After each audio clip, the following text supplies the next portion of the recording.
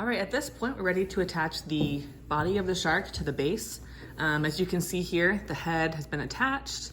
The fins are basted in place, and it's open until the marking. It's the dark mark on the pattern. I mark it as a T to make it easier to find.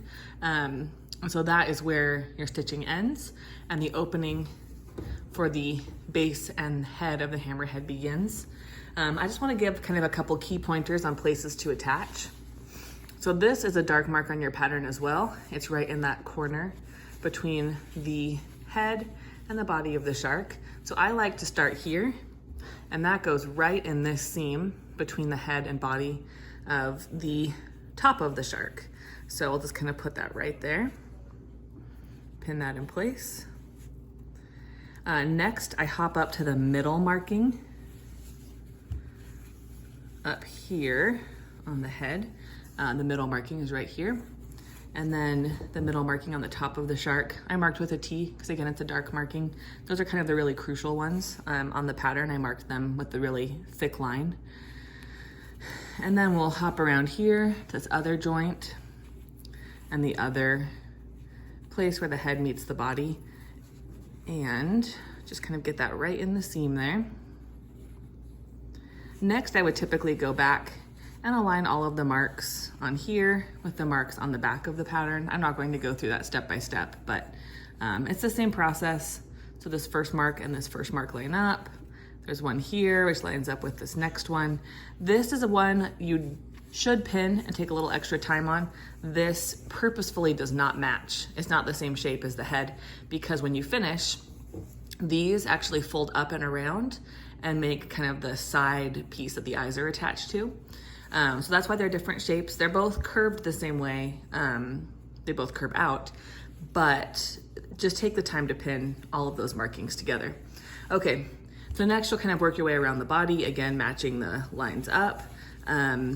Make sure that you do something to mark where you're leaving your opening. I like to either use a clip, or sometimes I'll use 2 pins here just to make it clear that that is where I need to leave open.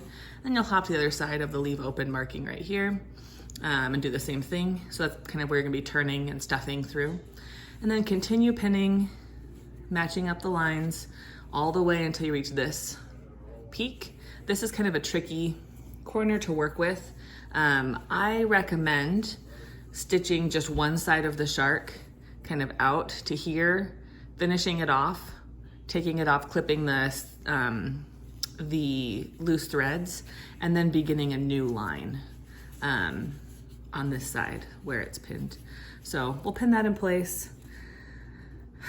But again, when you're stitching, I recommend not trying to go around this corner. Just go off the end and then come back and do a second seam going the other way. This kind of presses flat here, which is why I gave a rounder end to this piece. It makes it easier to just kind of pin it onto that flattening edge. And you want to double check with curves, especially the bias can stretch differently sometimes. So just make sure you're lining up those markings when you pin. You'll have to ease sometimes a little bit, but often it's just taking that extra time to line up those hash marks.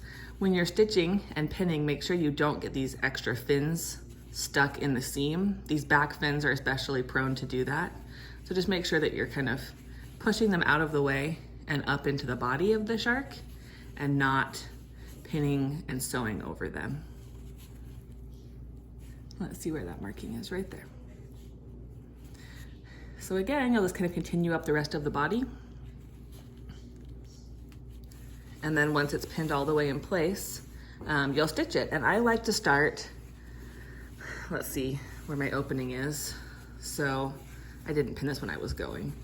But if this was my opening for turning and stuffing, I like to start here. So stitch all the way to this base, and then go off the end, and then turn the whole thing and stitch all the way back around the whole body, up and around the head, and back down to the opening for turning and stuffing. And then you'll clip the corners and the curves and flip it right ways out. So you're almost there.